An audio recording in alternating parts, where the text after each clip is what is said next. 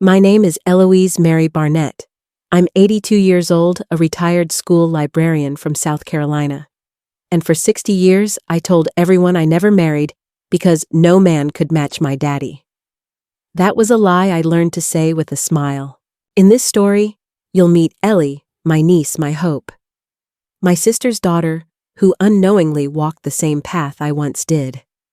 You'll hear about silent survival and the porch light I refuse to turn off. Where are you listening from right now? What time is it where you are? I'd love to know if this story stirs something in you. Please share it in the comments. We read every word. And if stories like this matter to you, consider subscribing. There's more light to come. I always hated that question. You know, the one when someone leans in at a potluck or a Sunday church picnic and asks all gentle and nosy Eloise, honey, how come you never married? I'd smile, sip my sweet tea, and say what I always said, because no man could measure up to my daddy. They'd laugh, some would sigh, and a few would shake their heads and say, now that's a high bar. But none of them, not a single one, ever asked me if that answer was true. And I never told them it wasn't. That was my lie, my safety blanket, my polished little sentence I used for 60 years. Truth is, I didn't marry because love scared me. Trust terrified me. And my daddy? Well, he's the reason for both. It was a warm afternoon in Charleston, the kind that hums low with cicadas and smells like gardenias and dust.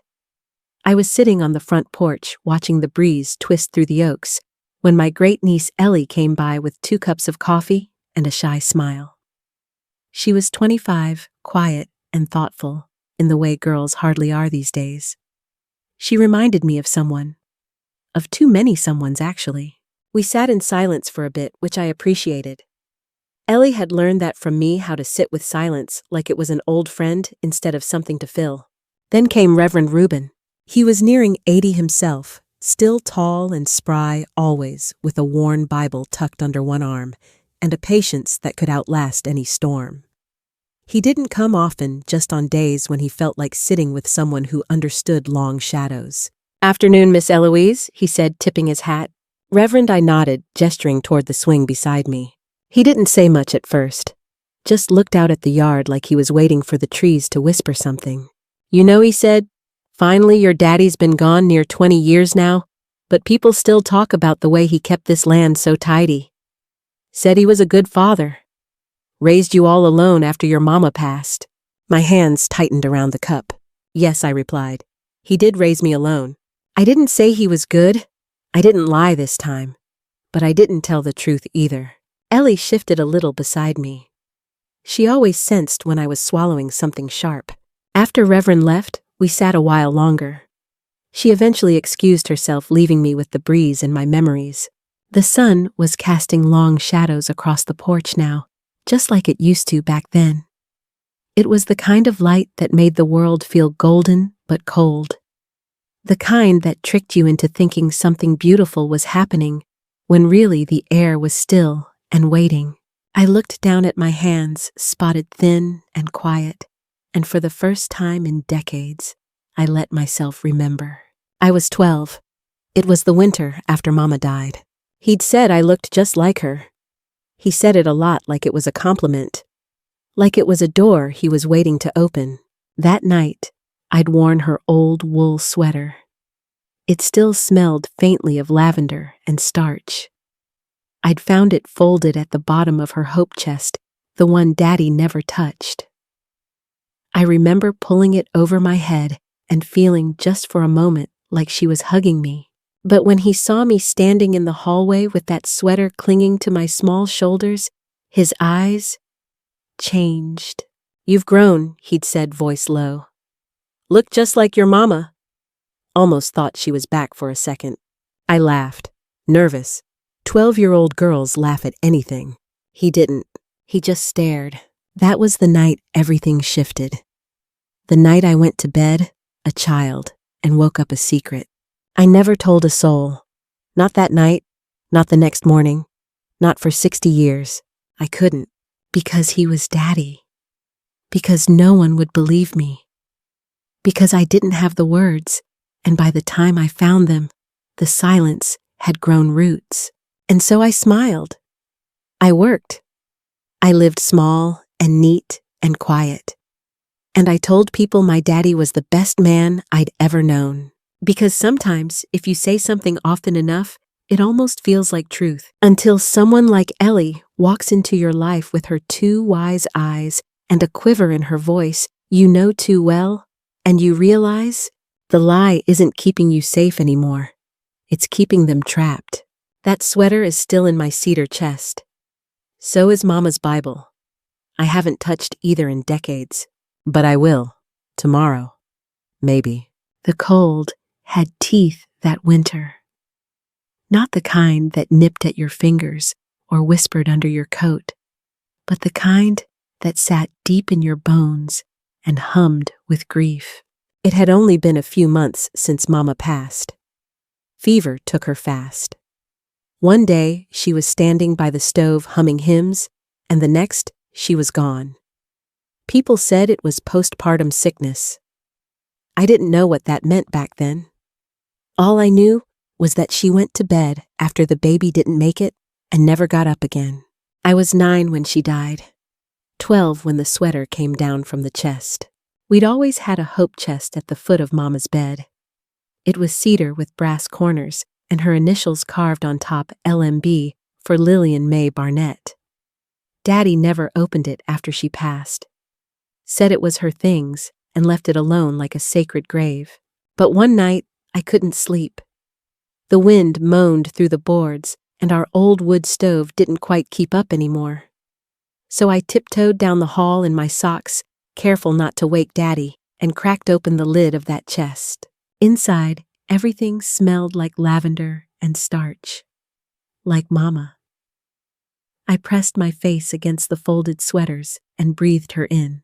There was one in particular, cream-colored, heavy-knit soft, like a cloud.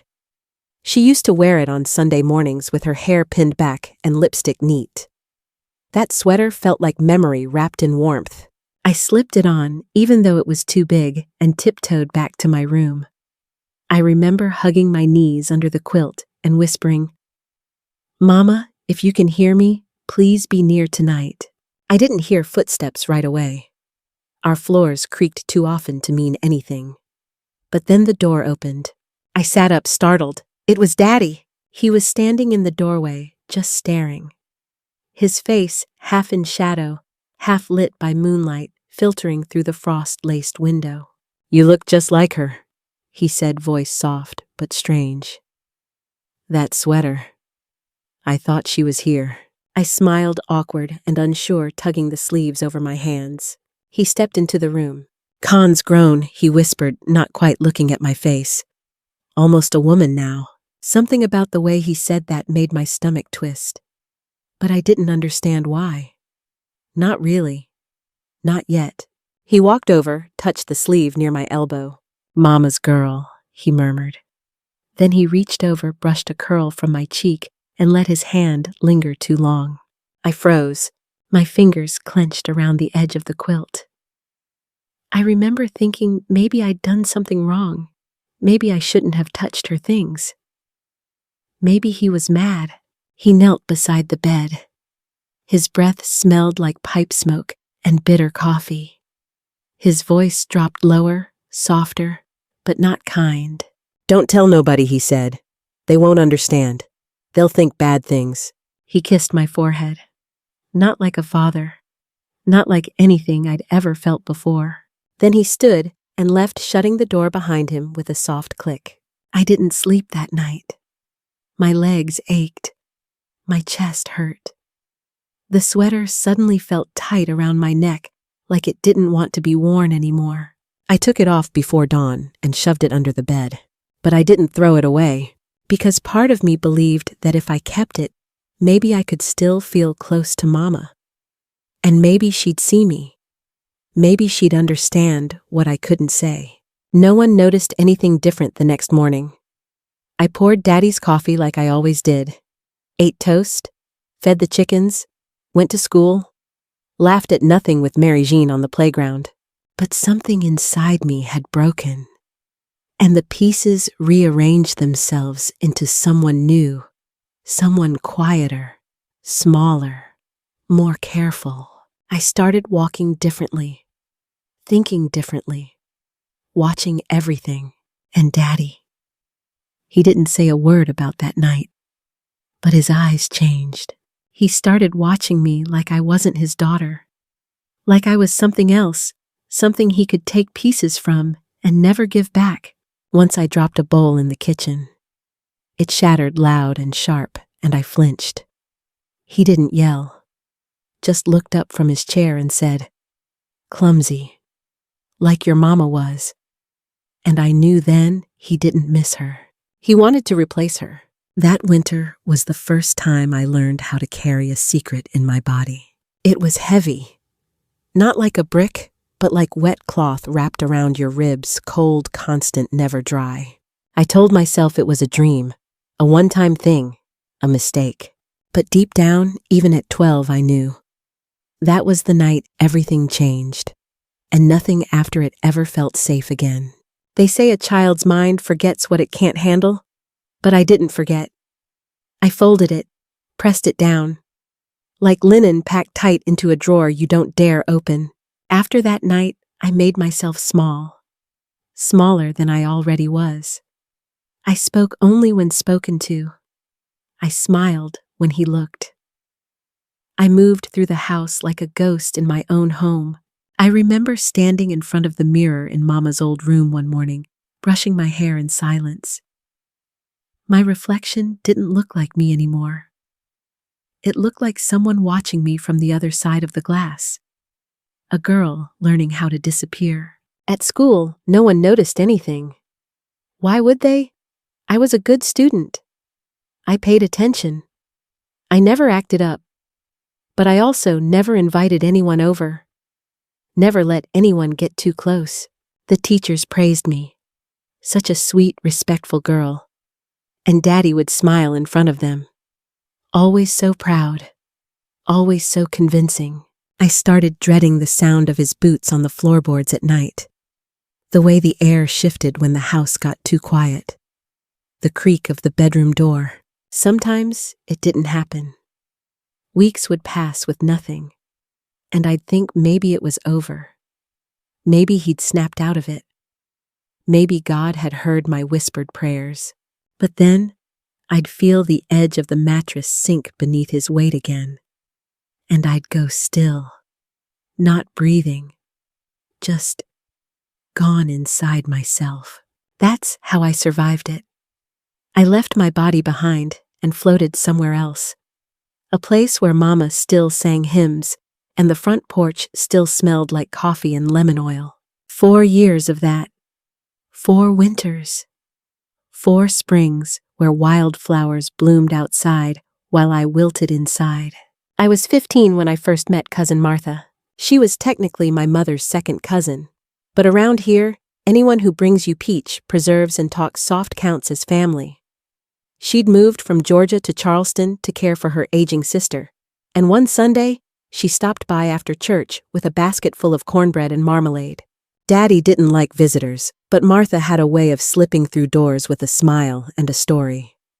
She wore wide-brimmed hats, smelled like lilacs, and had eyes that saw more than she let on. She only stayed a few minutes that day, asked about school, complimented my braids, offered to bring books next time. But when she leaned in to hug me goodbye, she whispered, so only I could hear, "You all right, sugar? You seem tired." I nodded quickly, too quickly, and her eyes narrowed just a touch. She didn't press. But the next week, she came again. And the next. Always with food. Always with something small for me, thread buttons, old books from her childhood. And each time she watched me, gently, quietly, like she was waiting for something I wasn't ready to give. That winter, Daddy got worse. He'd started drinking more. Not falling down drunk, just enough to make his silence sharper, his stares longer. One night, I dropped a jar of preserves in the kitchen. Glass everywhere, sticky syrup pooling on the floor like blood. I gasped, frozen. He walked in slow, looked at the mess, then at me. "What's wrong with you?" he hissed. You act like a dog someone kicked. I mumbled an apology, bent to clean it up, but my hands were shaking and the rag slipped. He slammed his fist down on the table. The whole room jumped. Then he said something that chilled me deeper than any winter wind. You're mine, Eloise. Always have been. Don't forget that. That night, I didn't sleep. I sat at the window until sunrise, watching the trees sway against a violet sky, and prayed the same prayer I had whispered 100 times. God, take me, or help me run. By then, I didn't care which. I began to notice things Martha said that I hadn't before, like the way she'd mentioned Georgia with longing, or how she'd glance at Daddy like she didn't quite believe his smile, or the way she once touched my hand and said, if you ever need a place to catch your breath, Sugar, my porch is always open. I didn't answer her, but I remembered. When I turned 16, Martha came with a birthday card and a small box wrapped in blue paper. Inside was a bus schedule. I looked up at her, my hands trembling. She just nodded and said, the 6:40 a.m. to Savannah stops at the Baptist Church corner every Tuesday. You bring nothing but what matters. I'll meet you on the other end. Then she kissed my cheek like Mama used to and walked out the door. I stared at that card for a long time. 4 years of silence had taught me how to hide. But maybe, just maybe, they'd also taught me how to survive long enough to escape. I left before the rooster crowed, before the kettle hissed or the church bells rang, before Daddy opened his eyes. It was a Tuesday morning, just like Martha said. The 6:40 a.m. bus bound for Savannah didn't wait for anyone, and neither would I. The night before, I'd packed a satchel no bigger than a pie box. There wasn't much to take. Just 2 things, really. The only 2 that mattered. Mama's sweater and her Bible. I almost didn't pack the sweater. Even after all these years, it held too much. The heaviness of that first night. The scent of lavender that still lingered deep in the collar. The way the knit sleeves wrapped around my fear like a second skin. But then again, maybe that's why I did pack it. Not because I wanted to remember, but because I needed to. As for the Bible, I wasn't sure if I believed in anything anymore. But it was hers, and that made it sacred. I wrapped both in an old pillowcase and tucked them beneath a faded quilt inside my satchel. Then I sat on the edge of my bed and listened to the house breathe. It was still dark.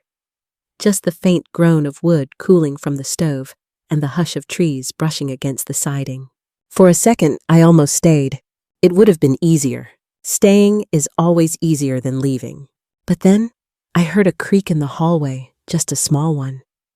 Enough to remind me why I couldn't stay. Why I couldn't survive another winter in that house. I slipped on my shoes, pulled on my coat, and tiptoed through the kitchen like a ghost. Didn't touch the light. Didn't look back. Out on the porch, the frost bit my cheeks, but I welcomed the sting. It meant I was still here, still moving. Mrs. Langford, our next-door neighbor, had agreed to leave the back gate unlatched. She didn't ask why, just pressed a hard candy into my palm the day before and whispered, "Whatever it is, you go on and find your peace, child." I'd never forget that. I cut through her backyard shoes, crunching on brittle leaves, and made my way to the church corner. The bus was already there. Headlights dimmed, engine low, and grumbling like it didn't want to wake the street.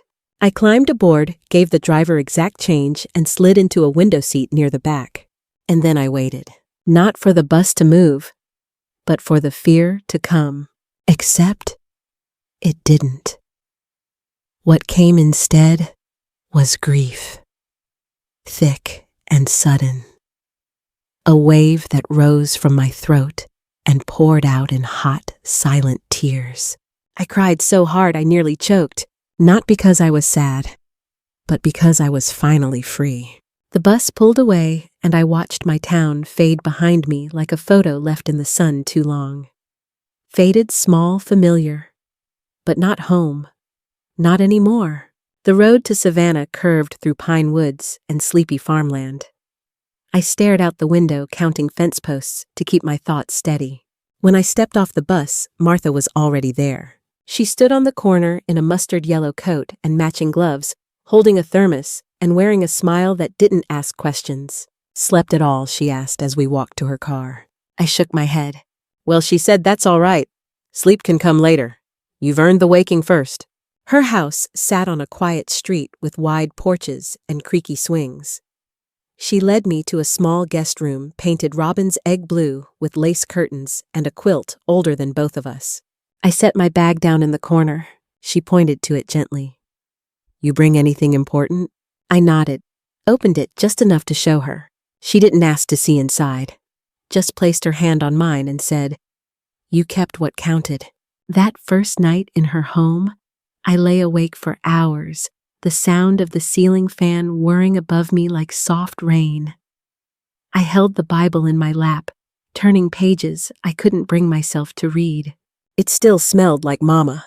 I didn't pray, but I did whisper thank you, not to God, not yet, but to myself, for not staying, for walking towards something even if I didn't know what it was yet.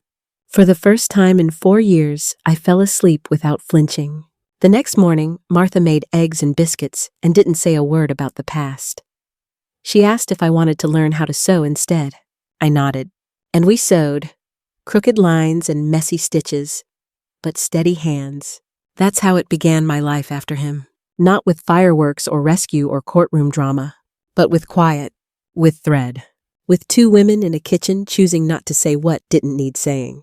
And it was enough. For now, it was enough. In Savannah, I learned how to breathe again. Not all at once, not deeply, but slowly, in pieces. Martha never asked what happened. She didn't need to. The bruises weren't visible. The silence was enough. She gave me space, and she gave me tasks. That was her way.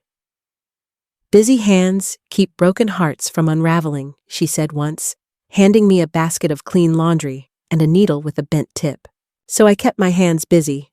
I stitched. I baked. I learned to press a blouse without wrinkling the collar. I helped her plant marigolds and sweet peas in the backyard, and I swept the porch every morning even when it didn't need sweeping. At 17, I got a job at the local library. A quiet place. No sharp noises. No raised voices. Just the rustle of pages and the occasional whisper of shh. I liked it there. People were kind, if not curious. "You new to town, dear, living with your aunt. What brought you to Georgia?" I had answers ready. My mama's cousin, yes. I needed a fresh start. And my favorite, I'm just figuring things out. They always nodded politely and moved on. No one ever asked about my daddy. Those years passed like water under a still bridge. Smooth, slow, and mostly undisturbed. I didn't go to dances. I didn't date. I didn't drink soda from glass bottles with boys behind the diner. It wasn't that I didn't want to. I just couldn't. The thought of someone touching me even kindly made my throat tighten. One boy tried. His name was Thomas. He was sweet, the kind who offered to carry your books and never expected more than a smile. We worked the same shift at the library, and he liked to hum old Elvis songs while shelving. He asked me to the county fair one fall, said he'd win me a stuffed bear and buy me peach ice cream. I said yes, surprising myself. Martha lent me a pale green cardigan and helped me pin my hair. "You don't have to go," she reminded me, hands warm on my shoulders. "I know," I whispered. The fair was loud and bright. Cotton candy spun like clouds. Children laughed and ran barefoot through the grass. I kept my hands in my pockets the whole time. Thomas was patient. He didn't reach for me, just walked beside me, pointing out the pigs and waving at his cousins. When he finally asked if he could hold my hand, I froze. He noticed, stepped back. "I'm sorry," he said. "Didn't mean to make you uncomfortable." I tried to smile, tried to explain that it wasn't him, that it was something deeper, older, heavier, but no words came. So I just shook my head and said, "You're kind. I'm just not ready." He nodded, gave me a gentle look, and we watched the fireworks in silence. That night, back in my room, I curled up with Mama's Bible on my chest and tried not to cry. Not because I'd lost a chance at love, but because I didn't know if I'd ever feel safe enough to try again. Years went by like seasons. I worked, I cooked, I helped Martha organize church potlucks and stitched names into baby quilts for women who smiled too wide and looked too tired. Every time I held a newborn, I wondered if Mama ever felt scared, if she ever had doubts, if Daddy had always been the way he was, or if grief had twisted something that was already bent. I never got the answers, but the questions never left. Pastor Reuben came to town during my 3rd year in Savannah. Tall, soft-spoken, always in a gray suit and scuffed shoes. He preached like he was speaking to one person at a time, and his words never thundered. They settled gentle and slow. I liked him right away. So did Martha. After one sermon about forgiveness, she nudged me on the ride home. "You ever think about that?" she asked. "Forgiveness," I blinked. "For who?" She didn't answer, just looked out the window. Weeks later, I stayed behind after church. Told Pastor Reuben I liked his message. He nodded. "You don't have to tell me your story," he said as if reading something in my face. "But if you ever do, I'll listen without trying to fix it." I didn't cry, but I think that was the first time I felt seen. Later that month, I found a slip of paper tucked into the front cover of the church hymnal. It said, "We're all broken, but God works with broken things." No name, no note, just those words. I still have it. It lives between pages 132 and 133 of Mama's Bible, marking a psalm I never memorized. The quiet years didn't heal me. They didn't erase the past or undo the damage. But they gave me rhythm. And rhythm, I learned, is a kind of grace. Some people recover loudly. Me, I mended in whispers. The first time I held Ellie, I thought I was holding time itself. She was barely 6 pounds wrapped in a yellow blanket too big for her. Her eyes, still blue from birth, blinked slowly, like she was trying to memorize the world. She didn't cry, just stared, straight at me, and for a second, my breath caught. Because those eyes, those tiny, endless eyes, looked just like his. Not Daddy's, mine. And that terrified me. Ellie was the daughter of my niece Rebecca, my brother's girl, though I never called him brother after Mama died. He disappeared not long after the funeral reappeared 10 years later, with a new name, a new accent, and a woman who smiled too wide at things that weren't funny. Rebecca was their only child, raised mostly by her mother, and she took to me early. "You're the quiet one," she used to say, sitting on my porch steps as a teenager sipping lemonade like she belonged there. I suppose she did. My house became her escape from the noise. When she got pregnant at 22, no one was thrilled. Not her father, not the church ladies, not even Rebecca, truth be told. But I just sat with her, quietly, the way Martha once sat with me. "It's not what I planned," she whispered one evening, hands cradling her belly. "Nothing ever is," I said.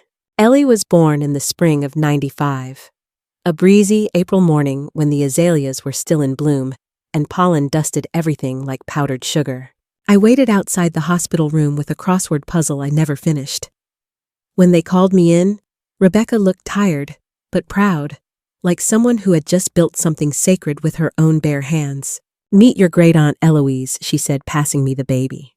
I hesitated, then reached. The weight was feather-light, but the moment was heavy. I looked down at Ellie, and she looked right back, no flinch, no blink, no fear. And I felt something shift in my chest. A door I'd locked. A name I hadn't spoken. A truth I still carried like stone in my gut. Later that evening, I sat in the rocker on my porch, Ellie bundled in my arms. The wind was soft, and birdsong drifted down like lullabies. Rebecca came out with 2 mugs of tea. "She's calmest with you," she said. I didn't answer. "She's going to need strong women in her life," she added, sitting beside me. I nodded. That I could be. That I could do. I didn't sleep that night. Every time I closed my eyes, I saw Ellie's.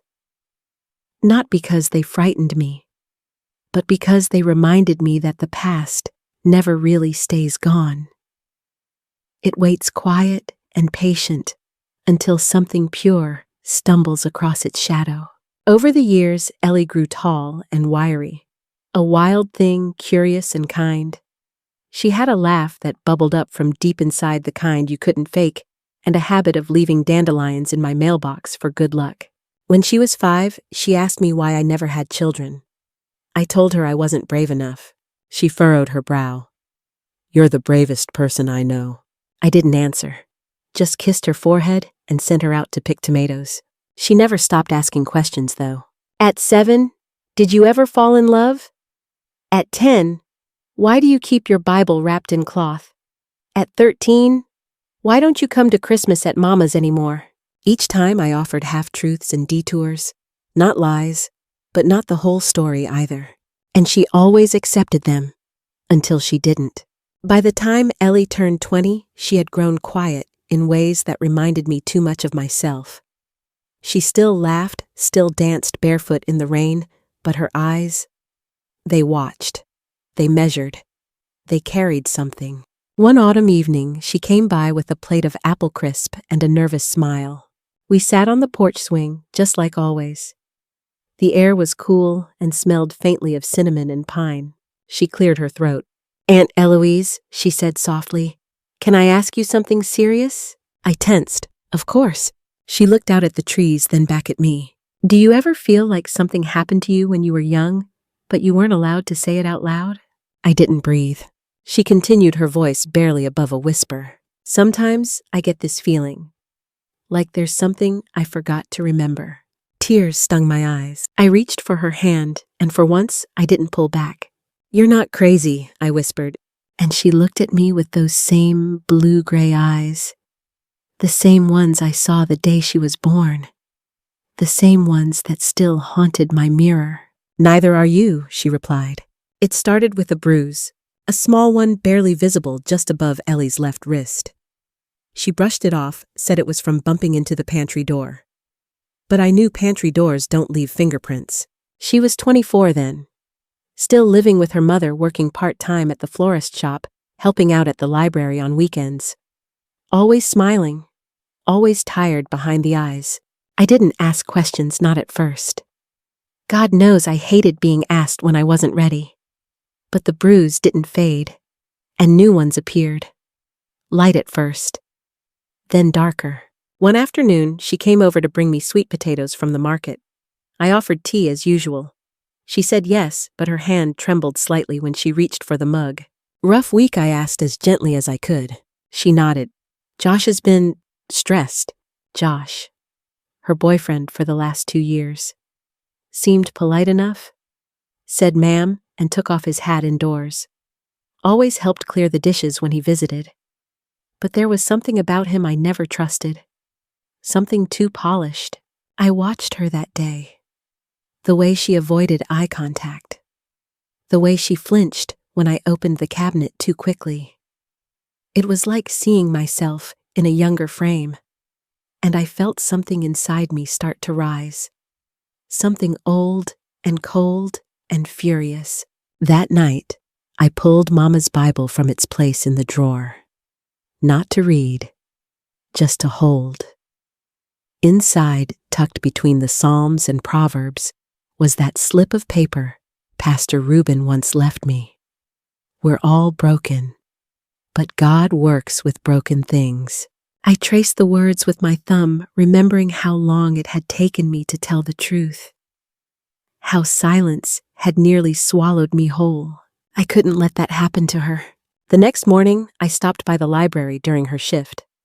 Brought 2 sandwiches wrapped in wax paper, pretending I just missed her company. We sat in the break room, white walls, folding chairs, an old microwave that hummed like a tired dog. She smiled, but it didn't reach her eyes. "Ellie," I said carefully. "You know, I love you, don't you?" She looked up startled. "Of course. I mean it," I said. "I need you to hear that. Because sometimes we don't say things out loud, and they get twisted inside." She swallowed. "Auntie, is something wrong? I should be asking you that." She froze. For a long second, she didn't blink. "I'm fine." I reached across the table, took her hand. She didn't pull away, but she didn't squeeze back either. "Ellie," I said, my voice quiet and steady, "when I was about your age, someone close to me hurt me. For a long time. And I didn't say a word because I thought no one would believe me. Because I thought it would tear the world apart." She blinked, fast, lips parting. "I'm not asking you to tell me anything," I added quickly. "I'm just telling you. If something doesn't feel right, you don't have to keep it inside. You're not alone." Her eyes welled, just slightly, but enough. Then she stood. I have to go shelve the biographies." And just like that, she slipped out of the room. I didn't stop her. Sometimes people need time to come back, but I knew. The silence had returned to my hallway, but this time it didn't belong to me. That night, I couldn't sleep. I sat in my chair watching the porch light flicker. The wind rattled the windows, and my bones ached in a way that had nothing to do with age. What if she never said anything? What if he hurt her more? What if I did nothing and watched the same story play out again? I rose before dawn and called Pastor Reuben. "I need to talk," I said. He met me at the church an hour later, coffee in hand, Bible under one arm. We sat in the sanctuary, just us and the creaking pews. I told him everything. Not about Ellie, at least not fully, but about me, about Daddy, about the years of silence and the day I ran. He didn't interrupt, just listened. When I finished, he leaned forward. "Have you ever told anyone else?" he asked. "No." "Do you want to?" I paused. "I want to tell her. I want her to know she's not crazy, that what she's feeling has a name." He nodded. "Then tell her. Not because you owe it to her, but because you've already walked through the fire. Maybe your story is the lantern she needs." I left the church lighter than I came. That evening, I opened the cedar chest in my bedroom for the first time in decades. Inside the sweater, still soft, still whole, still carrying a scent I wasn't sure I could face. And next to it, folded beneath the fabric, Mama's Bible. This time, I didn't just hold it. I opened it and wrote. Not a sermon, not a confession, just a beginning. There's something strange about writing the truth. Your hand shakes, your chest tightens, but once the ink hits paper, it doesn't feel like yours anymore. That night, after talking to Pastor Reuben, I lit a candle on my old writing desk, the same desk Mama used to use when she paid bills or wrote birthday cards in her careful cursive. The flame flickered, casting long shadows on the wood grain. I sat down, pulled out a single sheet of stationery, and opened Mama's Bible to the blank pages in the back. I hadn't planned the words. I didn't rehearse them in my head. I just began. Ellie, there are things you don't know about me. Things I've buried so deep I sometimes forget how to speak around them. But your eyes have always seen more than most. And now I fear you're carrying something that looks too much like what I once carried. So this is me writing down what I never said out loud. When I was 12, my father, the man everyone thought was kind and godly, hurt me in ways no child should be hurt. He told me I looked like my mama, said I was growing into a woman too fast. I didn't understand what was happening. I just knew that silence kept the peace.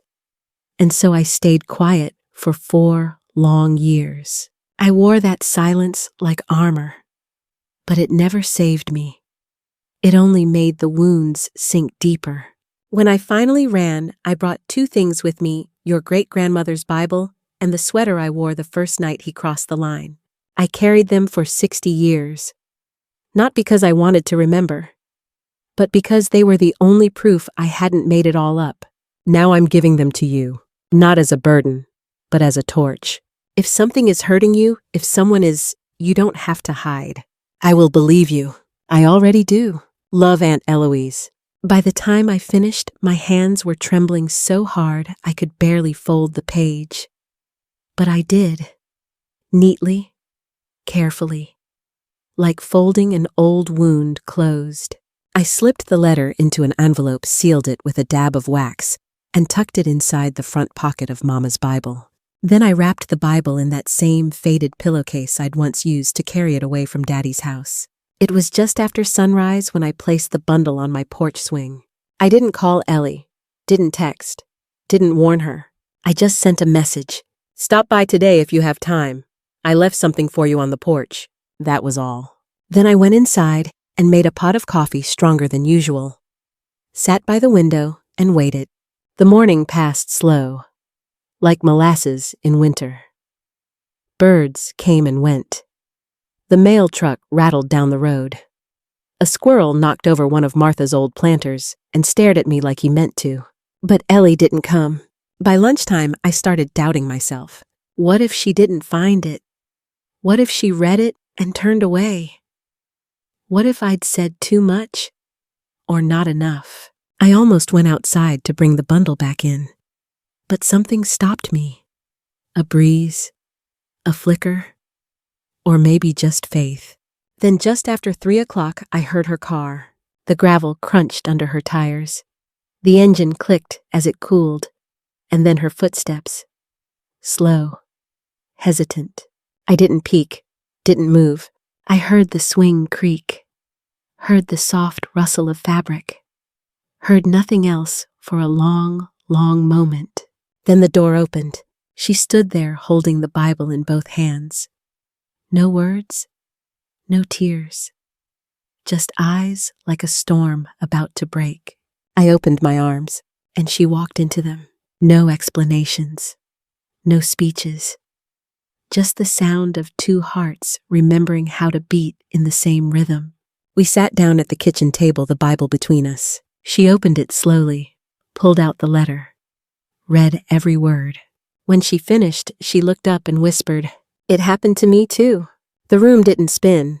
It settled, like the house had been holding its breath for years and finally exhaled. I reached across the table and took her hand. "You're not broken," I said. "You're surviving, and that's holy work." Ellie cried, soft, shaking sobs that soaked my sleeve and my soul. I didn't shush her, didn't try to fix it. I just held her, like Martha once held me, like Mama never got to. That night, after she left, I stood on the porch and watched the stars come out one by one. Some burned brighter than others. Some flickered. Some looked almost like they might fall, but they were still there. So was I. And for the first time in my life, I felt something deeper than survival. I felt purpose. The day after Ellie read my letter, everything changed. Not all at once. Not with lightning or fire, but with something quieter, heavier, like a storm cloud forming where the sky used to be blue. She came by again just before dusk. No makeup, no small talk. Just those eyes wide-rimmed with red, but clear for the first time in years. "I told Mama," she said. I stood there holding the door open like it was the only thing keeping me upright. "What did she say?" I asked, already fearing the answer. Ellie looked down at her hands. She didn't believe me. The words hit harder than I expected, because they weren't new. They were echoes. She said Josh is a good man. Said I've always been dramatic. Said I must have misunderstood. Ellie's voice cracked. She asked what I was wearing. I felt the blood drain from my face. My knees went cold. I reached for her hand, but she stepped back. "She asked if you put these ideas in my head," she whispered. "She said you've always been a little off." That one stung more than it should have. I took a breath, held it, let it go. "Come inside," I said. We sat on the couch, the old quilt wrapped around our legs, just like when she was a girl with tangled hair and scraped knees. I made tea, poured it slowly, hands steadier than I felt. Ellie didn't drink, just stared into her cup like it might hold an answer. I thought telling her would feel like cutting the chain, she said. But instead, it felt like handing her the bolt cutters, and she just walked away. I didn't know what to say, so I didn't say anything. Instead, I stood, walked to the hallway, opened the drawer beneath the coat rack. Inside was a box I hadn't touched in decades. Wooden, scratched, locked with a tiny brass clasp. I brought it back and set it between us. "This," I said, "is everything I never showed anyone." Ellie blinked. What's inside? Letters, I said. Journal entries. The report from the clinic Martha made me visit when I turned 18. I met her eyes. I never pressed charges. I never told your grandmother. But I wrote it all down. Her voice trembled. Why now? I thought about that. Because silence doesn't save. Because blood isn't always thicker than truth. Because sometimes the most loving thing you can do is burn the old house down to build something safer. Because you deserve to feel believed, I said. And because I refuse to be the reason another generation of women grows up thinking shame belongs to them. She opened the box. Carefully, slowly. Read the first few lines of my old journal. A list of dates. A description of that first night in the sweater. She closed it just as gently. I want to show Mama, she said. I hesitated. Ellie, are you sure? She nodded. Not for her. For me. I didn't argue, but I warned her gently. People cling to lies when the truth threatens their comfort. She'll have to choose, Ellie said. I already did. That night, she took the box home, and I didn't sleep. Not because I was afraid of what her mother would say, but because I knew what it had cost Ellie to finally speak, and what it would cost to not be heard. The next morning, the phone rang at 7:12 a.m. It was Rebecca. Eloise, she said, voice sharp, cold, too calm. What in God's name are you trying to do to this family? There it was, the word family. The net people throw over your mouth when they want you to stay quiet. I'm not doing anything to this family, I said evenly. I'm finally doing something for someone in it. She scoffed. You poisoned her against Josh. No, I said. He did that himself. You don't know what you're talking about. I paused. Rebecca, I love you. I loved your mother. But I won't let that love make me a liar. Silence. Then she hung up. I stood in the kitchen staring at the receiver like it had insulted me. Then I turned back to the stove and made grits. Because grief still leaves you hungry. Around noon, Ellie returned. She didn't say anything for a full minute. Then she said she needed time. I nodded. She said maybe you were projecting. I exhaled. She said, if I don't drop it, I'll regret it. That one stopped me. I looked at her. Do you believe her? She shook her head. I believe you. And that somehow was enough. The next few days passed like walking through fog. Ellie came by every evening. Sometimes she brought tea. Sometimes just silence. We didn't talk much about her mother or Josh. It was as if naming them would make their shadows longer. Instead, we cooked. Baked banana bread. Sorted through old seed packets. Watched the same cardinals return to the feeder outside the kitchen window. Simple things, safe things, but every now and then our eyes would meet over a dish towel or a cooling pie. And I knew we were both carrying something unspeakably heavy. On Thursday afternoon, we finally said it out loud. I think she's cutting me off, Ellie whispered. She hasn't texted since I told her I wouldn't stay quiet. I put down the dish I was drying. Has she tried to see you? Ellie shook her head. No, but Josh did. I froze. What do you mean? He showed up at the florist shop. Said he just wanted to clear the air. But the way he looked at me, Auntie, it wasn't fear. It was control. She paused. Like he knew my mother still believed him. I took a breath. Then another.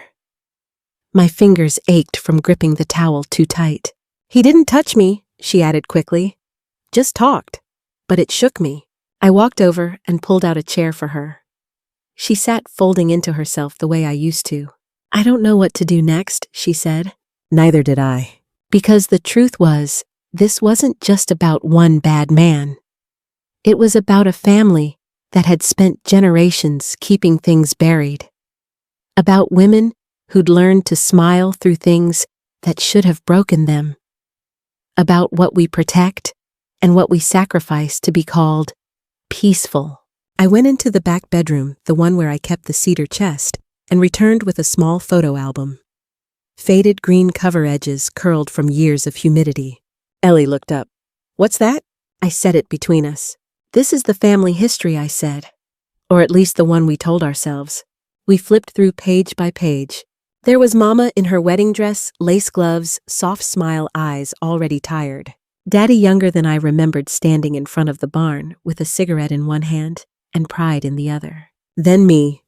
Braids, Sunday dresses, a face that didn't quite belong to itself. Ellie ran her finger down one photo. You look scared. I said simply. We turned the page. Photos grew fewer. Blank slots, torn corners, stories missing. I pointed to an empty space. That's where a picture of me and Martha used to be. I took it out after Daddy died. Why, she asked. Because I thought forgetting would keep me from breaking. Ellie was quiet. Then she whispered, Do you think people can change, Aunt Eloise? I thought about that. I think people can choose, I said. Change is just what happens after. She nodded slowly. Then I want to write it down. I looked at her. All of it, she continued. Not just my part. Yours too. Mama's silence. The way we pass this down like it's heirloom furniture. I smiled sadly. You're braver than I ever was. She touched my hand. I'm only brave because you showed me how to survive first. That night, we sat on the porch with notepads in our laps. The air smelled of honeysuckle and warm soil.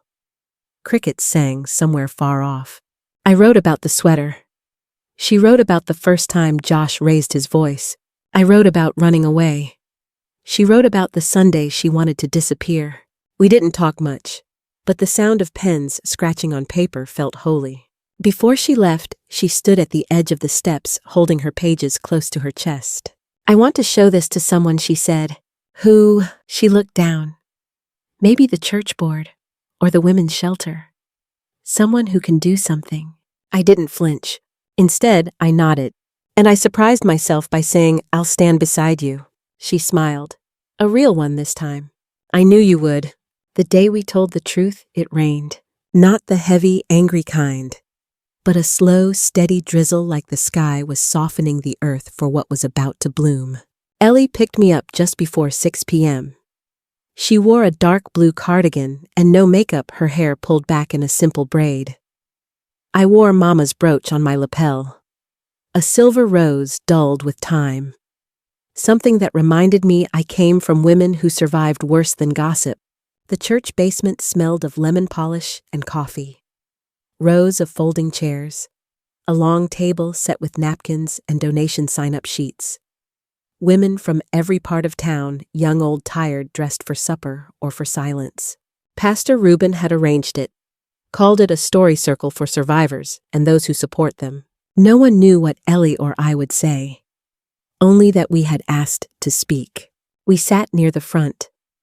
I counted ceiling tiles while my hands trembled in my lap. Ellie's foot tapped against the linoleum in a rhythm I recognized. It was the same one I used to hum under my breath when Daddy walked down the hallway. When Pastor Reuben cleared his throat and said Sister Ellie would like to share something tonight, every eye turned toward her. She stood slowly, walked to the center of the room, unfolded a single page from her notebook. My name is Ellie Grace McClendon, she said. And for over 2 years, I was in a relationship that looked fine from the outside, but was terrifying behind closed doors. The room didn't move. Not a cough, not a sigh. She continued. Her voice didn't shake. He didn't hit me. At least not in ways that left bruises the police could measure. But he broke me. Slowly. With words. With control. With threats that sounded like concern. Someone gasped, quietly. Ellie looked down, then up again, stronger. I didn't speak up because I thought no one would believe me. And I was right. When I told my mother, she doubted me. But my Aunt Eloise didn't. She turned to me. She believed me because she'd been there too. I didn't expect to be called out. But when she looked at me, I knew it was my turn. So I stood. 92 eyes followed me to the center. I didn't have notes, just memory, gasps. One woman covered her mouth. Another reached for her husband's hand. I continued. He told me I looked like my mother, that I was becoming a woman. He was respected, a deacon, a farmer, a widower people pitied. I let the silence stretch. I kept that secret for 60 years. Until this girl I nodded to Ellie reminded me that secrets don't keep us safe. They keep us silent. Someone in the back whispered, "Lord." I took a deep breath. "We are not here to accuse. We are here to unbury." And then Ellie stepped forward again. "We're sharing this because it still happens. In homes that look kind. In churches that preach love but don't ask hard questions." She looked straight at the pastor. "And because sometimes the only way to stop the pattern is to say its name." The applause started slowly. One pair of hands, then two, then many. It wasn't loud, but it was real. Afterward, a woman from the choir came over with tears on her cheeks. "My sister went through something like that," she said. "She never told a soul. Thank you for saying what she couldn't." An older man approached us quietly. "I was wrong about your daddy," he told me. "I used to say he was a good man, but I didn't know. I didn't see." I didn't smile, but I nodded. That was enough. Rebecca didn't come, but someone told me she'd heard. And Josh. He left town 2 days later. No note, no apology. Just gone. Ellie and I walked home that night in the rain. No umbrella, no hurry. She slipped her hand into mine. "You okay?" she asked. I nodded. "I think I'm starting to be." The morning after the church meeting, I woke up before the birds. The house was quiet, not heavy, quiet, but soft. Like the kind that wraps around you after a deep cry. I brewed coffee slow, letting the warmth fill the kitchen before I even touched the mug. The porch light was still on. I'd forgotten to switch it off last night. But as I stood there watching the dim yellow glow stretching out across the dew-slicked steps, I didn't reach for the switch. It felt right, like something should stay lit a little longer. Around 9, Ellie knocked. No fanfare. Just her usual 3 taps, soft, hard. I opened the door, and she was there with cinnamon rolls in a brown paper bag and a look on her face I hadn't seen since she was a child. "Peace." "I didn't sleep much," she admitted, setting the bag on the table. But for once, it wasn't because I was afraid. I smiled, reached for the plates. "People from the meeting kept texting me," she added. "Women I've never talked to before. Some from church, some from town. One said, 'I never told anyone what my stepfather did, but after hearing you and Eloise, I might.'" I nodded slowly. Sometimes healing isn't just for us, it's a crack in the dam. Water finds the way. Ellie sat down, her hands wrapped around a mug. "I didn't think anyone would care," she whispered. "They care," I said. "They were just waiting for permission to speak." She took a bite, then pushed the roll aside. "Mama still hasn't called." I didn't flinch. She might not. She looked at me. "Would you forgive her if you were me?" I thought about that. "I'd forgive her," I said. "But I wouldn't pretend it didn't happen." Ellie nodded. "That's what I'm stuck on. People keep saying forgiveness is the key, but sometimes I don't think the door deserves to be opened." I took a deep breath. You can forgive someone and still keep the door locked. Forgiveness doesn't mean walking back in. It means walking forward without dragging the weight. She leaned back in the chair and let those words settle. Later that day, we went through old boxes in the attic. The sun poured in through the little square window, lighting dust like snow in summer. We found my high school diploma, Martha's recipe cards, a broken wind chime Ellie remembered from childhood, but swore had magical powers. Then we found the sweater, still folded, still blood-worn in one spot, still the color of early dusk. Ellie touched it gently. "Do you want to keep it?" I stared at it for a long moment. I used to think it was the only proof I had, I said. The only thing tethering my story to something real. She waited. But now I added, I think the proof is standing in front of me. Alive, free, speaking. Ellie smiled softly. We folded the sweater, placed it into a box, and labeled it, "Let Go." That evening, I turned off the porch light. Not because I didn't need it anymore, but because the light was inside now. After supper, Ellie brought out her laptop. She'd been working on a personal essay to submit to a local women's magazine. I read every word, slowly, out loud. She didn't look away once. "You sure you want the world to know?" I asked. She nodded. "If I don't tell it, someone else might think they're the only one." Her courage reminded me of the girl I never got to be. "You're starting a new story," I told her. She took my hand. "We are." That night, I sat on the porch alone for a while. No sweater, no Bible on my lap, just me, in my own skin. And I realized something I'd never put into words before. Survival is quiet, but healing makes music. It sings in late-night talks and shared silence. It hums in cinnamon rolls and forgiveness that doesn't forget. It echoes in footsteps that no longer flinch. And sometimes it shines like a porch light someone forgot to turn off just in case the lost found their way home. I waited for the phone to ring, not in the hopeful sit-by-the-window sort of way.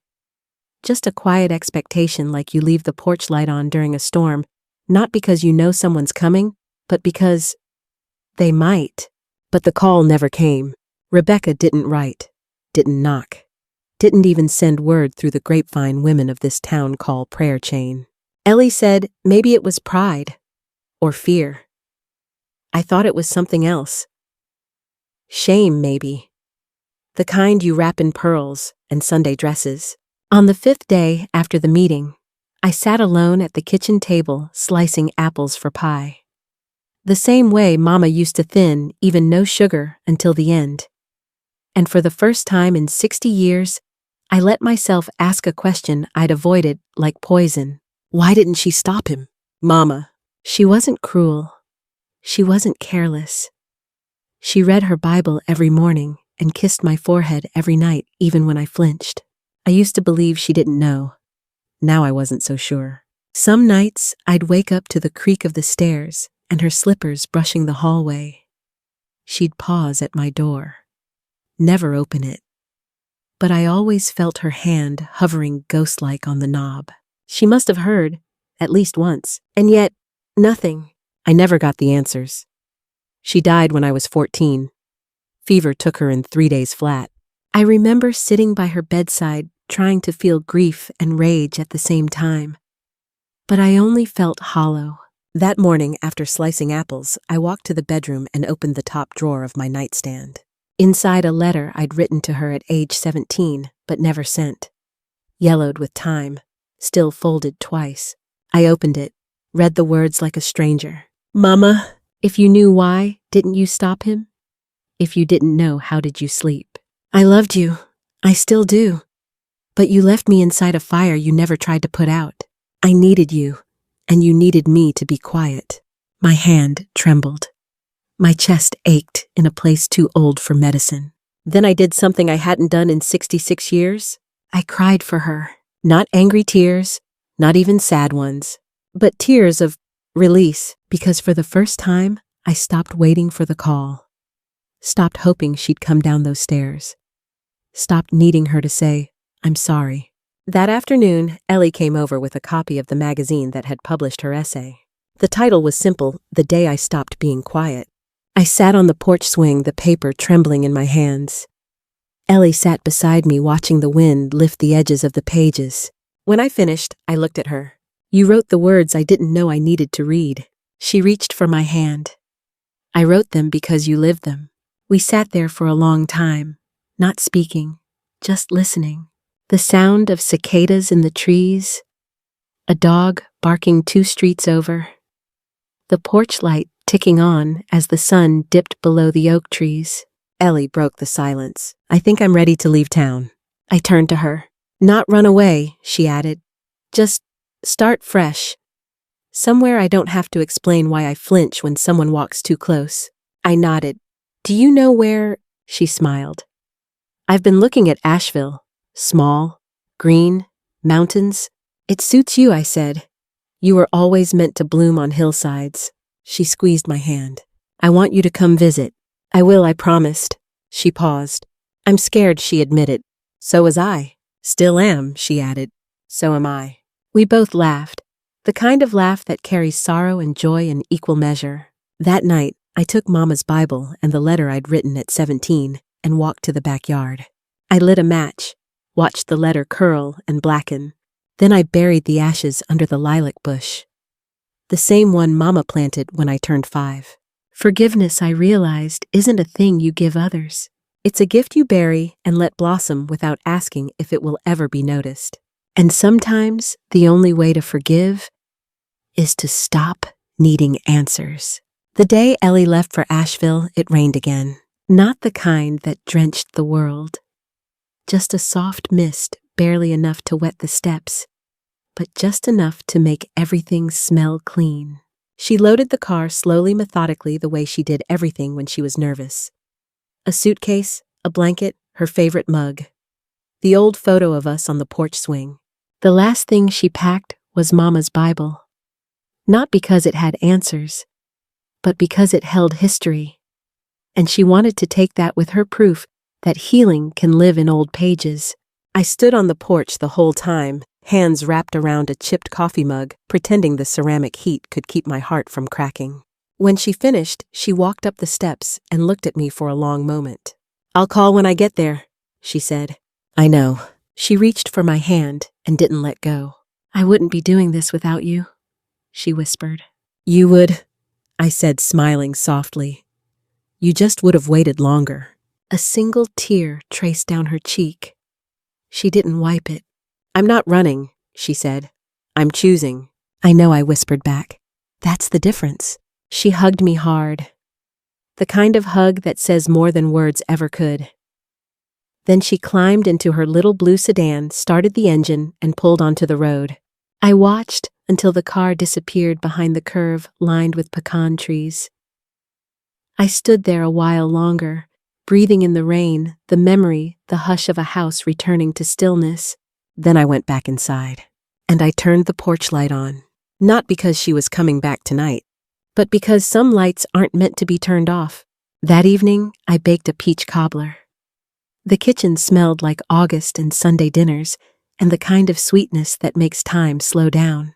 But not the same silence that used to hang like fog. This one felt different. This one felt earned. I pulled out a notepad and began writing. Not a letter this time. Not a journal. A speech. Next week, Pastor Reuben had invited me to speak at the Women's Fellowship Circle. Not as a survivor, not as a victim, but as a woman who had lived long enough to tell the truth and light the way for others. I wasn't sure what I'd say yet. Maybe I'd start with the porch light. Maybe I'd tell them how healing doesn't come all at once. How it's not loud, not cinematic. Sometimes it's just remembering how to breathe when no one's watching. Or maybe I'd tell them about Ellie. How the bravest thing she ever did wasn't leaving town. It was choosing to stay in her own body. That night, I sat on the swing with a quilt wrapped around my legs and the night air pressing soft against my skin. I looked up at the stars, tried to find the Big Dipper, gave up. Just let the sky hold me. And in that moment, I felt it something quiet and unmistakable. Freedom. Not the kind that gallops or shouts or demands attention, but the kind that lingers, that waits with you on front porches, that hums while the cobbler cools, that lets you wake up not in fear, but in peace. I closed my eyes and smiled. Some stories don't have clean endings. Some doors never get knocked on. Some people never say I'm sorry. But sometimes the light stays on. And sometimes that's enough. There are stories we carry in silence for decades, heavy, shapeless, yet always present. And then one day, someone lights a small flame, and we realize we've never been alone in the dark. For me, that someone was Ellie. She reminded me that healing isn't loud, it's gentle. It's the sound of cinnamon rolls shared across a table. It's the quiet bravery of saying, "This happened to me," and knowing someone believes you. The truth is, not every mother protects, not every daughter forgets, and not every ending needs to be wrapped in a bow. But every one of us deserves to feel safe, to feel heard, to sit on a porch and know the light is on just in case we need to find our way home. Because no matter how heavy the past, love still knows how to leave the porch light on. If this story touched something inside you, if it reminded you of your own strength or someone you once were, I'd love for you to share your thoughts in the comments. Your voice matters. Your story matters. And somewhere out there, someone might be waiting to hear just what you have to say.